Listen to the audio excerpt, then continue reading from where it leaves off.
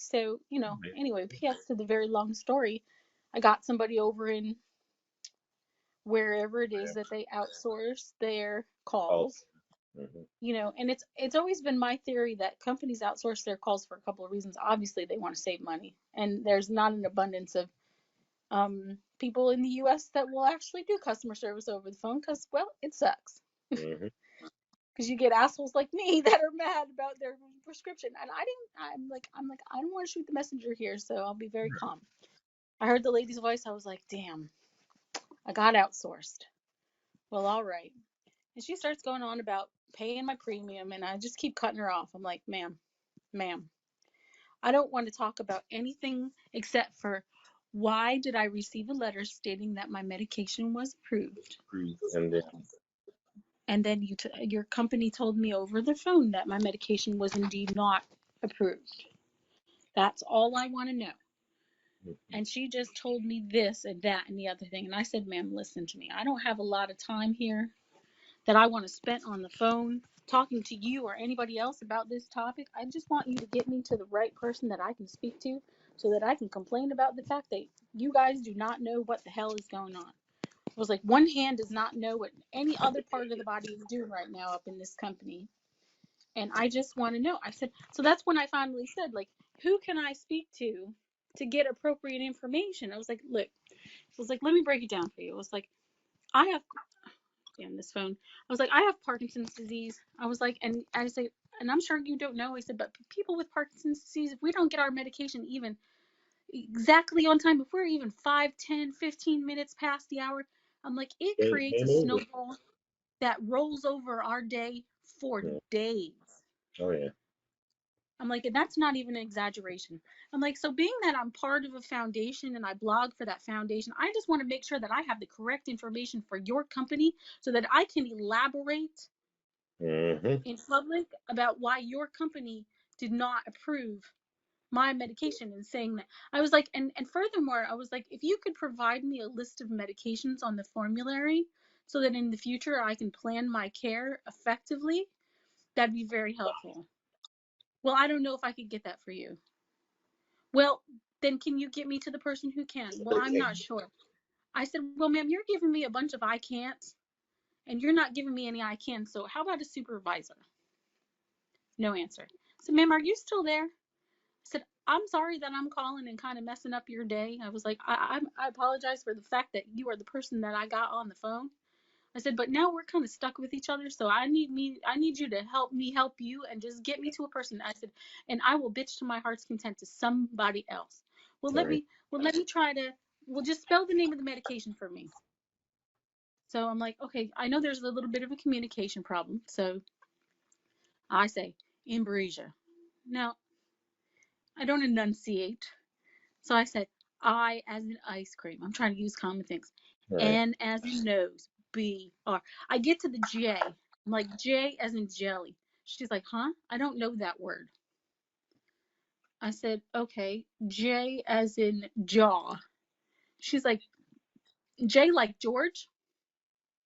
Ma'am, ma'am. We Well, do not spell George with a J unless we are Hispanic. You got the wrong Jorge. So I said, all right, a J. I'm like, it's like, and I'm trying to think of words, and I can't think of anything. I'm like, jerk? No, that she's not gonna know that one. I'm like, I've already said jaw. I'm like juice. I'm like, she's like, I'm like, ma'am.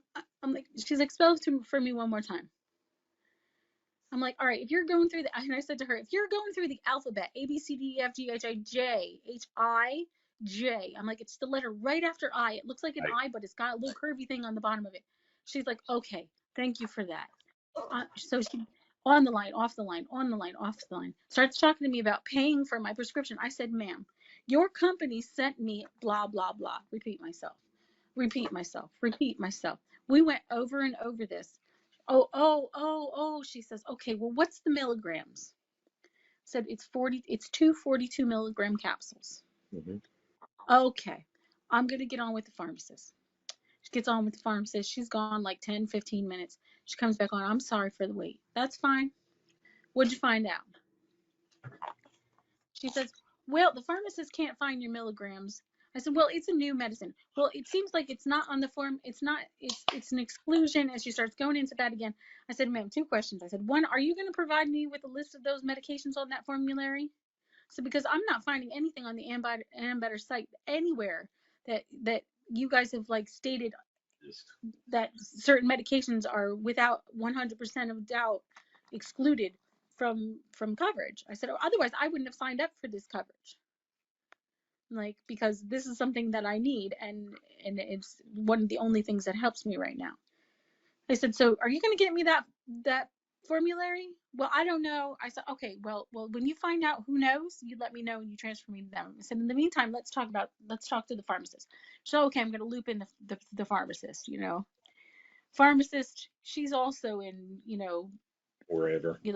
Bangalore or wherever she's from. No, not really. She sounded like, Southeast Asian kind of like, I Yeah. say Malaysia, but I mean, clearly, like, she could be anywhere. So anyway, now the pharmacist can't find it. Can you spell it for me again? I said, ma'am, why don't you spell it for me? I said, do me a favor. I said, just spell it for me. I said, because we're playing the telephone game and I gave it to Right. the lady that I was speaking to. And I said, it happens sometimes that there's a miscommunication. I said, we obviously have a little bit of a language barrier and that's okay. I said, I'm willing to work through it, but Right. just let me know how you're spelling it. Doesn't answer me. I said, okay, I'm going to spell it for you then, since you can't answer me. I spell it for her again and again and again. I spell it for her 10 times. I said, ma'am, I am not going to spell this word again. She said, oh, you're breaking up. I said, now I'm breaking up. I said, we finally get to the crux of the conversation and you're going to help me through my dilemma. And we've become such good friends. And now you're telling me I'm breaking up. I was like, I was like, I'm so sorry. I apologize for being extremely condescending. I was like, but this is very convenient for you and very inconvenient for me. Yeah. Let's go over the spelling of this word. Can you please spell it for me, ma'am? I said, I can't answer any more questions for you until you spell the word Ambrosia for me as it was given to you by the representative that I was just speaking to. Seems fair. Yeah. Yeah, like just loop me in, bro.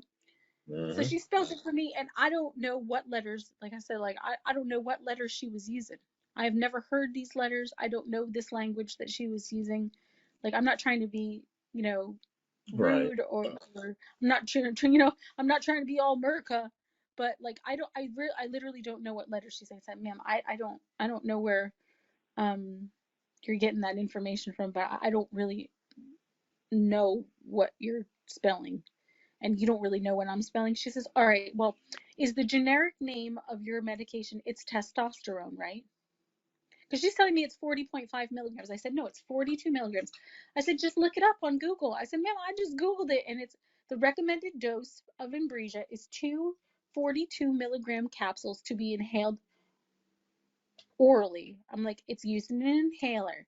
She says, it's testosterone, right? I said, testosterone? I'm like, ma'am, I had to look it up just to see how. I want to yeah, like like, how close it is. It's. I don't know what she was looking up. I mean, I it just really don't. the generic name just says levodopa inhalation powder. Yeah, that's what it says on the box that I have. I mean, I was going straight off the box that has my prescription on it. Like, it's this box right here. It says levodopa, inhalation powder. Maybe it's Ambrosia, maybe it's Ambrosia. I don't know. I'm only going by the little commercial that they sent me. When I received the medicine, they sent me a little tiny TV that I could, with instructions on how to use the Really? inhaler, and yeah, it had a little preloaded video and it came with a That's charging cord. I was that's like, pretty damn. sweet. Well, yeah, I guess for $1,500 a month, like, they got to give you something. Benefits, yeah. There's your reach around, a little tiny TV that you'll never use for anything else again, and an itty bitty little cord that I now use to charge Elena's tablet. It's a pretty good Cool. one. Very convenient when we plug it into the PS4. So, so I said, "Oh my God, testosterone!" I said, I just like I started to get that crazy laugh that you get when you're like so frustrated. I'm like, "Oh my God, I can't make this up." I was like, "Man, you have just given me so much to talk about later." I was like, "I appreciate you but I am neither a male nor in need of any sort of testosterone replacement therapy. I was like, I have enough hair on my face from menopause. I am totally good. I don't have hardly any hair on my face for the record. But she doesn't have Oh, to. oh God. So in the meantime, she did tell me, oh, she goes, oh, all of a sudden, like it was a discovery. Oh yeah, you are approved. Let me send this through again. And you can call your pharmacy because she kept saying, well, you can just call your pharmacy and you can just pay for it. I said, ma'am, do you have $1,500 that I can borrow? Do you? Because I don't have $1,500 a month to pay in perpetuity to a company that I said this particular medication, if my memory serves me, I said, which sometimes it doesn't because once again I have Parkinson's disease. I said, but if my memory does serve me this particular time, this medication is under patent until 2028.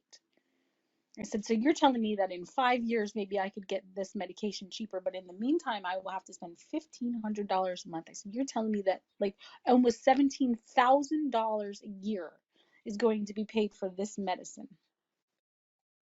She's like, I think you should call Walgreens Pharmacy. I just sent it through again, and they'll be able to fill the prescription for you from here on out. I said, so we're straight. Like, I'm good. Like, I don't have to call you back. I said, is there a reference number that I can write down? We disconnected. Malaysia has left the chat. Seriously?